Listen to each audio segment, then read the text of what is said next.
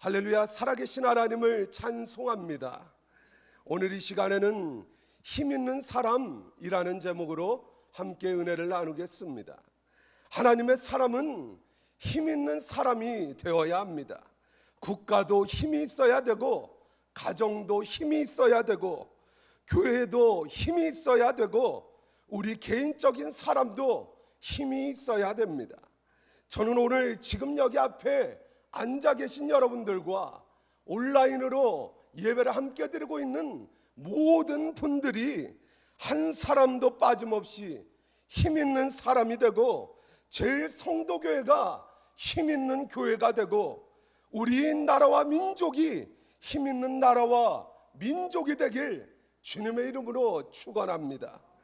원시 시대의 힘은 권력입니다. 아주 먼 옛날 권력이 최고의 힘이었습니다. 왕이 여봐라 그러면 끝납니다. 영화 왕의 남자에 보면 연산군이 이렇게 광대들이 연극하는 걸 보다가 화가 나 칼로 2명을 죽입니다. 근데 누가 뭐라고 하지 않지 않습니까? 옛날에는 권력이 힘입니다. 그러다가 농경시대로 접어들어서는 농경시대는 경험이 힘입니다. 경험을 가지고 있는 사람들이 젊은 사람들을 가르치고, 너 그러면 안 돼. 3월 달에는 씨를 뿌려야 돼. 5월 달에는 모를 내야 돼. 경험 있는 사람들이 사회를 지배하기 시작한 것이 바로 농경사회입니다. 그러다가 산업시대로 들어갑니다. 산업시대의 힘은 기술입니다. 기술 있는 사람이 최고입니다. 산더미 같은 기계가 쌓여 있을지라도 기술 없으면 움직일 수 없듯이 기술 있는 사람에게는 사장도 꼼짝 못합니다.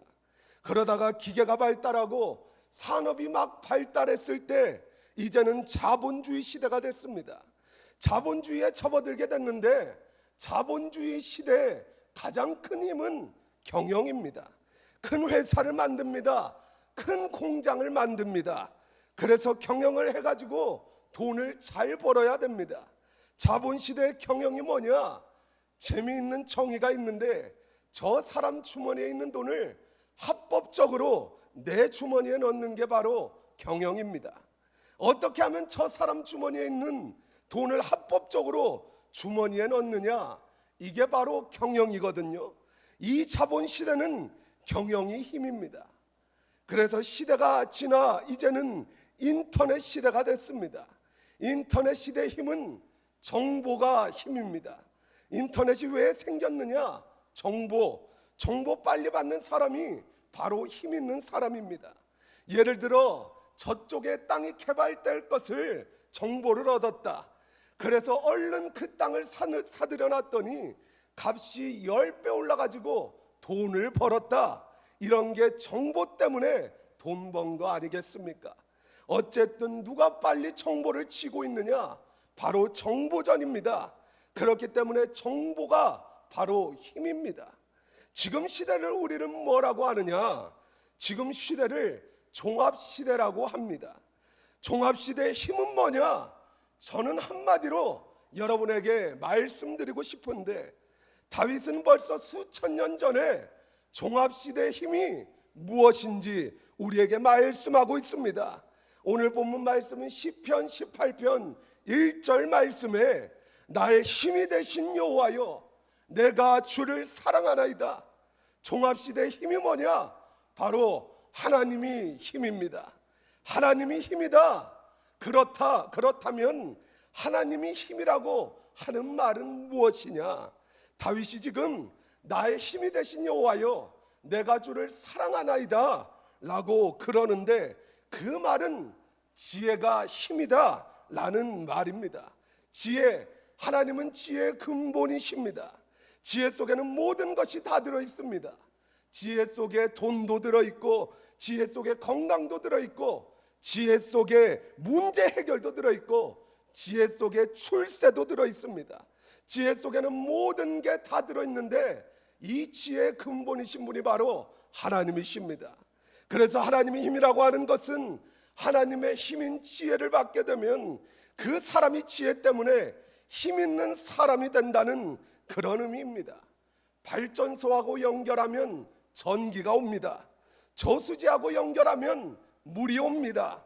하나님하고 연결되면 지혜가 옵니다.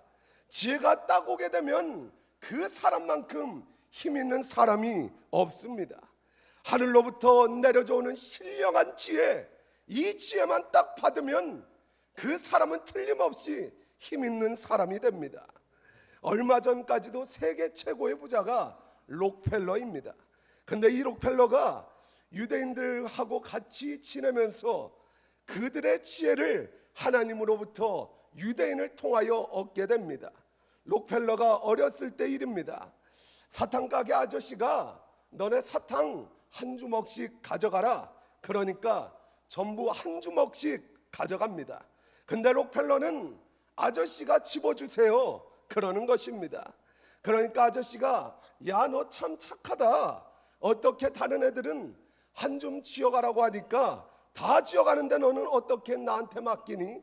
참 이뻐가지고 한 줌을 이렇게 쥐어줬답니다. 그리고 엄마한테 가서 그 가게 주인이 당신 아들만 착해요. 다 지가 집어가는데 저보고 집어달래요. 그러자 엄마가 록펠러에게 묻습니다. 너 어떻게 그렇게 겸손하게 아저씨한테 집어달라 그랬니?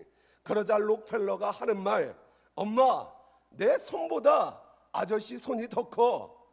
벌써부터 록펠러는 지혜를 물질로 움직이는 그러한 비결을 지혜 속에서 받았던 것입니다.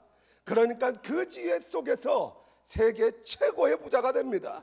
33살에 백만장자가 됩니다. 사랑하는 성도 여러분, 우리 다 하나님으로부터 지혜 받아가지고요 힘 있는 사람이 되기를 주님의 이름으로 축원합니다. 다시 한번 외치고 싶은 것, 지혜가 힘입니다. 그래서 항상 하나님께 지혜 주세요, 지혜 주세요 기도하거든요.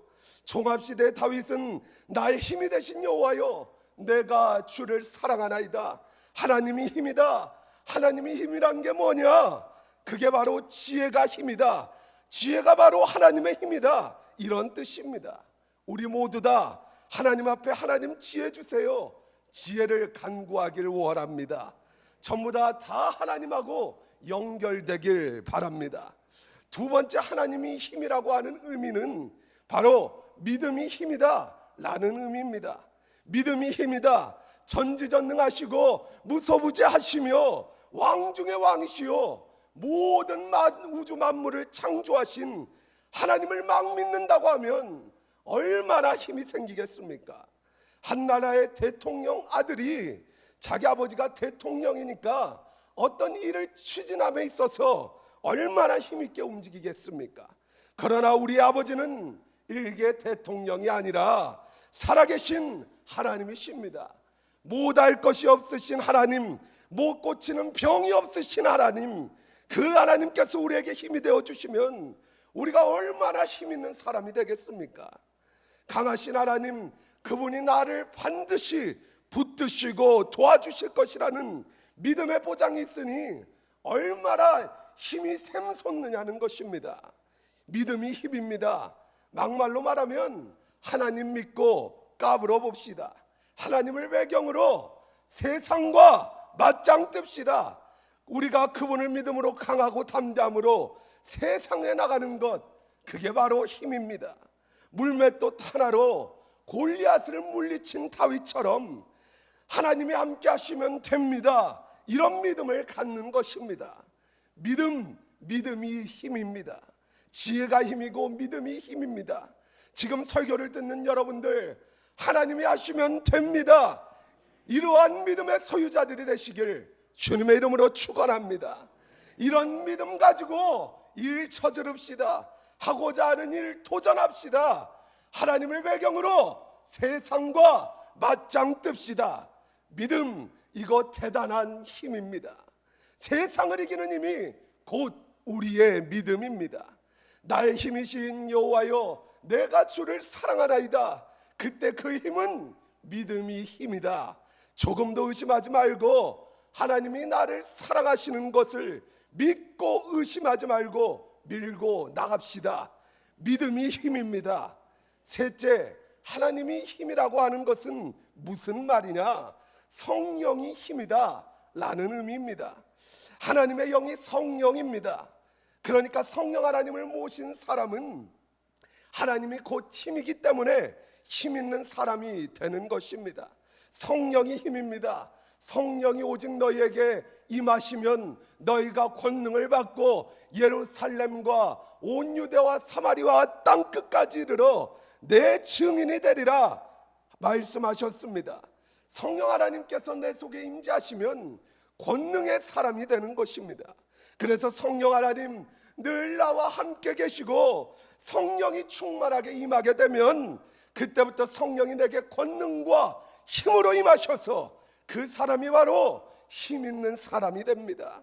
그러기에 늘 성령 하나님을 환영하고 성령님을 모셔드리고 늘 우리들의 입술의 고백이 성령 하나님 나와 영원토록 함께 하옵소서, 옆에서 나와 동행하시며 나를 도와주시옵소서, 성령과 동행하며 그분에게 모든 것을 부탁하며 의지할 때 성령 하나님 그때마다 내가 정말 나와 함께 하려고 하는구나, 내가 내게 지혜 줄게, 방법 줄게 이러면서 우리의 길을 인도하실 때 우리는 힘 있는 사람이 되는 것입니다. 성령의 사람이 힘 있는 사람입니다. 다윗은 성령 하나님이 나의 힘이다, 이것을 정확하게 알고 있었던 사람입니다. 다윗이 결정적으로 실수한 것 중에 하나가 우리아의 아내 밧세바와 간음한 사건이었습니다. 그게 들통날 적에 다윗은 침상에서 밤이 새도록 눈물을 흘리며 회개합니다. 눈물을 흘리며 막 회개할 때 쓴 것이 바로 시편 51편인데 다윗이 이런 회개를 합니다. 하나님, 제가 엄청난 죄를 지었습니다.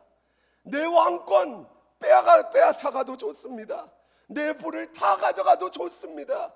내 모든 것 다 빼앗아가도 좋습니다. 그러나 내게 주신 성령 하나만은 거두지 마옵소서. 내게 주신 성령만은 주여 거두지 마옵소서. 시편 51편 11절에 그렇게 고백합니다. 다윗이 성령 하나 붙들고 살아가려는 그 간절한 마음이 느껴지십니까? 다 빼앗아 가십시오.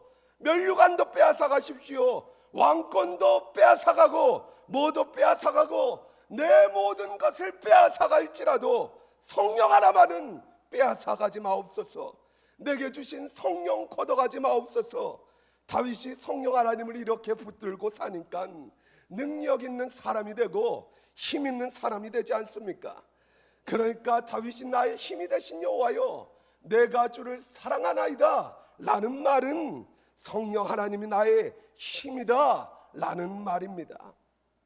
마지막으로 나의 힘이 되신 여호와여 내가 주를 사랑하나이다 할 때 힘이라는 말은 네 번째 의미가 기도가 힘이라는 말입니다. 기도가 힘입니다. 우리는 기도하고 하나님은 반드시 응답하십니다. 우리가 기도하기만 하면 하나님은 응답하십니다.